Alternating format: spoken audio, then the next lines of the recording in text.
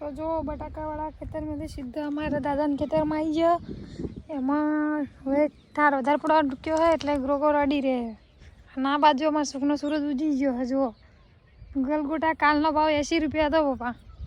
જો જેની ખરેખર આ વખતે આપણે 3 વીઘામાં ગલગોટા હાથે ઇન્ટરક્રોપ કર્યો છે અને એનું ગ્રુપ કેટલું ઝડપી આવી ગયું વાળો.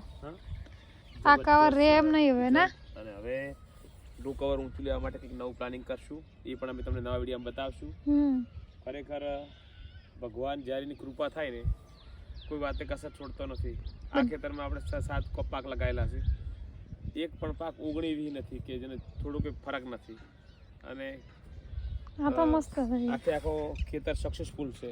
તળબૂચ પણ સારા છે, કાળેંગા સારા છે, ટીમસા સારા છે, મરચા પણ સારા છે.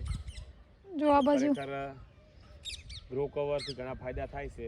અને ગ્રો કવરના લીધે વગર દવાએ સારી શાકભાજી થઈ જાય છે. એ અમે તમને લાઈવ આજે બતાવ્યું અને હજુ બીજા પણ બતાવવા જઈ રહ્યા છીએ. જય જવાન જય કિસાન. અમે આજે ફરીવાર બીજો પાક તમને બતાવી રહ્યા. જો ટેટી અને મરચું, પણ એ તો બીજા ખેતરમાં હતું, પણ આ શિમલા મરચ અને વિક્રમદાદા ટેટી બંને સાથે મેચ કર્યા છે. 3 હોલનું મર્ચિંગ પસંદ કર્યું છે. વચ્ચે એક જ ટપક છે. જો પેલું બતાવો. અને આ ટપક છે વચ્ચે, પેપ્સી ટપક વાપરેલી છે. આટલા સુધી ભેજ આવે છે. જો ઘણા કે એક બેટમાં એક ટપક ઓછી પડે વધારે પડે, તો જો આટલા સુધી ભેજ આવે છે. અને માઇક્રોરાજાને લીધે આટલા સુધી મૂળ પણ છે. જો બતાવો પેલું બેન. જો આ ટેટીનું મૂળ છે અને આટલા સુધી છે. તો ખરેખર ઘણા એવું કહે છે કે કનવરજીભાઈ અમારી જમીન બંજર છે, અમારે આમ છે તેમ છે. પણ મારું સાહેબ એટલું કહેવું છે કે તમે બેડ કરીને જે ખેતી કરશો, 2 ઇંચનો બેડ બનાવો, ભલે 5 ઇંચનો બેડ બનાવો, બેડમાં ખેતી સારી થશે. કારણ કે બેડમાં આપણા પાકના મૂળ તરફ ડેવલપ થતા હોય છે. અને ગમે એવી કડક જમીનો પણ ફળદ્રુપ જમીન બની જતી હોય છે. બીજું, બેડમાં ભરપૂર છાણિયું ખાતર ભરવું, માઇક્રોન્યુટ્રન સાથે આપવું, બેક્ટેરિયા પણ આપવા, જેથી કરીને પાકમાં કોઈ ફંગસ બંગસ ના આવે. અને ખાસ તો આ મલ્ચિંગ, તો મલ્ચિંગના ઘણાને એવું છે કે મલ્ચિંગથી નિંદામણ નથી ઉગતું. એ વાત તો સાચી છે, પણ મલ્ચિંગથી ભેજનો સંગ્રહ પણ થાય છે. અને બીજું, મલ્ચિંગના કારણે અંદર બેક્ટેરિયાને રાત દેખાતી હોય છે, સૂર્યપ્રકાશ ના મળવાના કારણે. તો બેક્ટેરિયાનું જે કામ છે એ 2 ગણું થઈ જતું હોય છે, જેના કારણે જમીન અંદરથી જો એકદમ ફળદ્રુપ જ હોય. આ જો પોસી જમીન એકદમ જો છે, એકદમ ફળદ્રુપ હોય છે. તો ખરેખર મને પણ એવી ઈચ્છા છે કે વધારે નહીં પણ 1 વીઘો કે 2 વીઘા અમારું માનો અને ટપક મલ્ચિંગ ને ગ્રો કવરથી ખેતી કરો. 100% ગેરંટી આપું છું કે તમારે નુકસાન તો નહીં જ આવે, નફો ઓછાવે તો થશે. પણ સાહેબ, ખેતીમાં દિશા બદલવી પડશે, ખેતીમાં રીત બદલવી પડશે, તો જ તમે ખેતીમાં 25 રૂપિયા કમાશો. અને ખેતીમાં પ્રેક્ટિકલ અનુભવ કરવા પડશે. માટે બધાને કહું છું કે 1-2 વાર એક સારા ખેડૂતની મુલાકાતો લેજો અને કંઈક ખેતીમાં નવી શરૂઆત કરો. ખાસ કરીને મારા યુવા જનરેશનને વધારે કહું છું કે તમે 10-15 હજારમાં નોકરી કરો, એના કરતાં ઘરની સારી ખેતી કરો. અને વધુ માહિતી માટે હું મારો નંબર પણ આપી રહ્યો છું. મારો સંપર્ક કરો, અથવા તો મારા જેવા લાખો ખેડૂતો ગુજરાતમાં બીજા પણ છે, એમનો સંપર્ક કરો અને ખૂબ આગળ આવો એવી અમારી શુભકામનાઓ. જય જવાન જય કિસાન. પપ્પા, ટેટી વીઘે વાવવાનો ખર્ચો કેટલો થાય ને કેટલું ઉત્પાદન મળે?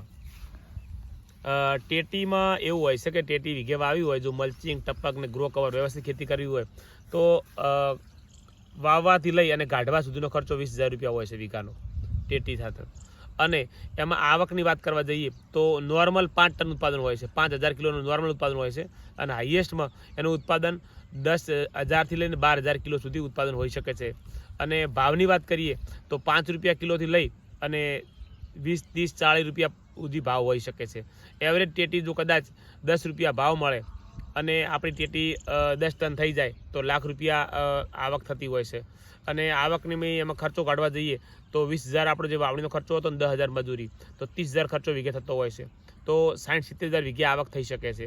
બીજું, વચ્ચે આંતરપાક લીધો હોય તો આંતરપાકથી પણ 25-50,000 બીજા આવી શકતા હોય છે.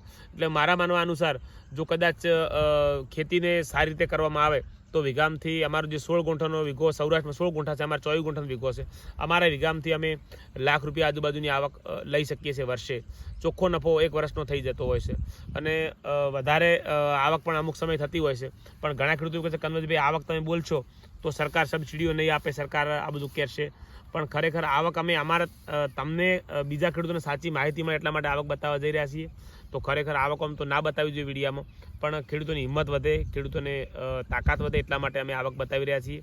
તો જોતા રહેશો અમારા નવા વિડીયો, અને એકવાર અવશ્ય અમારા ખેતરની મુલાકાત લઈ લો, તમને બિલ સાથે બતાવીશ કે જો આ ખેતરમાં આ વાવ્યું હતું, આટલું ઉત્પાદન આ બિલ છે. તો 100% ખેતીમાં જેને સારું મીઠું પાણી છે, સારી જમીન છે, એમને 100% આવક મળે છે. હું માનું છું 50% ખેડૂતોની આવક પણ શેડા ભેગા થતા નથી, કારણ કે એમને જમીન ખરાબ છે, એમને પાણી મોડું હોય છે, 1000 ફૂટના બોર છે, એવા લોકોને તકલીફ પડતી હોય છે.